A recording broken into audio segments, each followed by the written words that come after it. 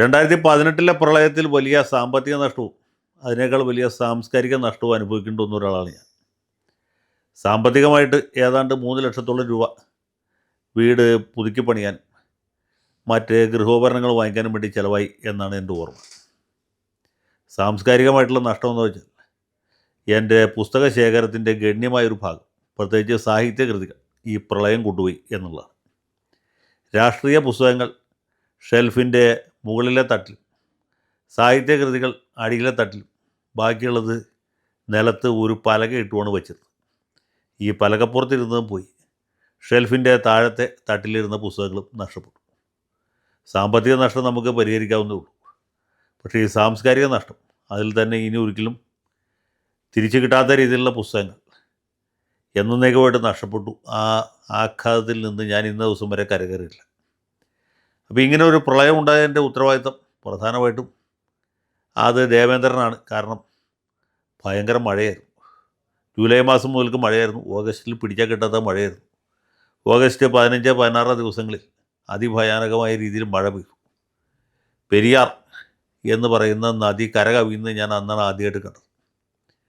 ഇതിനു മുമ്പ് ഒരിക്കലും അങ്ങനെ ഉണ്ടായിട്ടില്ല. എൻ്റെ കുട്ടിക്കാലത്തൊക്കെ വർഷത്തിൽ 6-7 തവണ വെള്ളപ്പൊക്കം ഉണ്ടാവും.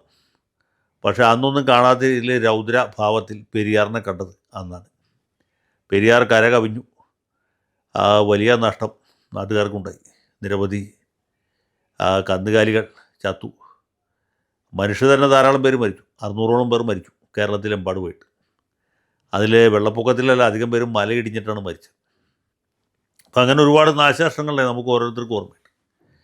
അതിൽ കേരളത്തിലെ വൈദ്യുതി വകുപ്പിൻ്റെ പങ്ക് നമുക്ക് തള്ളിക്കളയാൻ കഴിയില്ല. കാരണം 44 നദികളിൽ ഒരുമിച്ചാണ് മഴ പെയ്തെങ്കിലും ഈ അണക്കെട്ടുകളെല്ലാം അവസാന നിമിഷം വരെ അടച്ചു വയ്ക്കുകയും ഒരു നിവൃത്തിയില്ലാത്ത സമയത്ത് തുറന്നു വിടുകയും ചെയ്തുകൊണ്ടാണ് ഇത് പിടിച്ചാൽ കിട്ടാത്ത രീതിയിൽ അതിഭയങ്കരമായിട്ട് രൂക്ഷമായത്.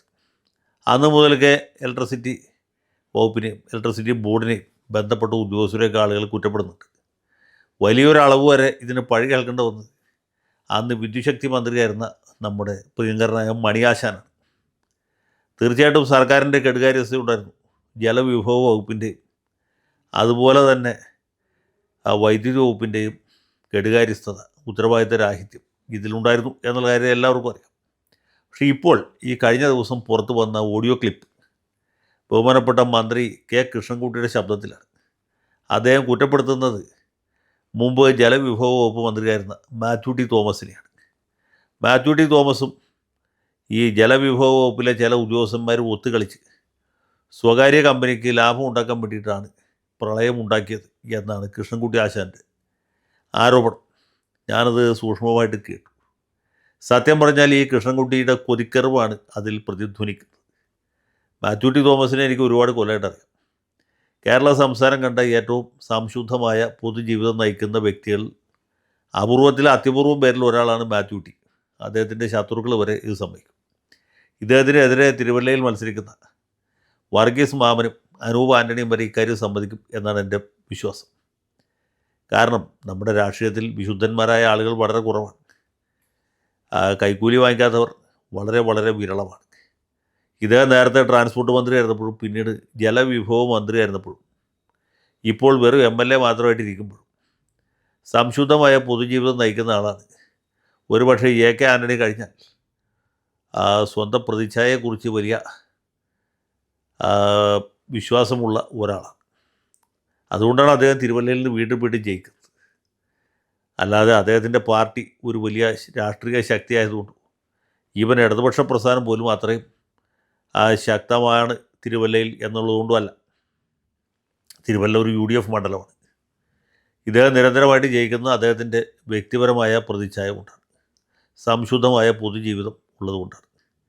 എന്തുകൊണ്ടാണ് കൃഷ്ണൻകുട്ടിയെ പോലെ ഒരു നേതാവ് മാത്യു ടി തോമസിനെതിരെ ആരോപണം ഉന്നയിക്കുന്നത്? അത് ആരോടാണ് അദ്ദേഹം പറയുന്നത് എന്നുള്ളതാണ് പ്രധാനം.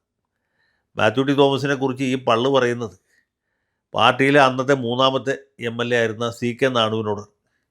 അപ്പോൾ ഇതിൻ്റെ ഫ്ലാഷ് ബാക്ക് എന്താ വെച്ചാൽ 2016 LDFന് അധികാരം കിട്ടിയപ്പോൾ കൃഷ്ണൻകുട്ടി മന്ത്രിയാകാനായിട്ട് കലശലായിട്ട് ആഗ്രഹിച്ചു, മോഹിച്ചു. ആ പാർട്ടിയിൽ 3 MLA മാരുണ്ടായിരുന്നു. ഒരാൾ മാത്യു ടി തോമസ്, മറ്റേയാൾ CK നാണു, 3ാമത്തെ ആൾ കൃഷ്ണൻകുട്ടി. കൃഷ്ണൻകുട്ടി വീരേന്ദ്രകുമാറിൻ്റെ പാർട്ടിയിൽ നിന്ന് കാലുമാറി വന്ന ആളാണ്. മറ്റവർ രണ്ടുപേരും ഈ പാർട്ടിയിൽ മുമ്പ് തൊട്ട് ഉള്ളവരാണ്.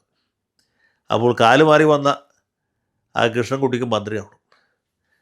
പാർട്ടിയിൽ മുമ്പ് തൊട്ടേ ഉള്ള മാത്യു ടി തോമസ് അതിലാണ് സീനിയോറിറ്റി. അപ്പോൾ അദ്ദേഹത്തിന് പരിഗണന കിട്ടി, അദ്ദേഹം മന്ത്രിയായി.